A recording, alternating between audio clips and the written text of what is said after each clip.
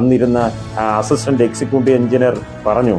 അതായത് വിളപ്പാകം S സുശീന്ദ്രൻ്റെ നിവേദനമാണ് തെറ്റിക്കുളം pump ഹൗസിന് കാര്യക്ഷമമായ 150 horse പവറിൻ്റെ 3 pump set സർക്കാർ അനുവദിപ്പിച്ച് നൽകിയത്. നിവേദനങ്ങളുമായി ദിനം പ്രതി ഹോം ഡിപ്പാർട്ട്മെന്റിലും DGPയുടെ ഓഫീസിലും കയറി ഇറങ്ങിയതിൻ്റെ ഭാഗമായി വർക്കല പോലീസ് സ്റ്റേഷന് ട്രാഫിക് യൂണിറ്റ് അനുവദിക്കുകയും നിങ്ങൾക്ക് റെക്കോർഡുകൾ പരിശോധിക്കാം, 12 പോലീസ് ഉദ്യോഗസ്ഥരെ SSI ഉൾപ്പെടെ 13 ഉദ്യോഗസ്ഥരെ നിയമിക്കുന്നതിനുള്ള ഉത്തരവ് DGPയുടെ ഓഫീസിൽ നിന്ന് ഇറങ്ങുകയുണ്ടായി.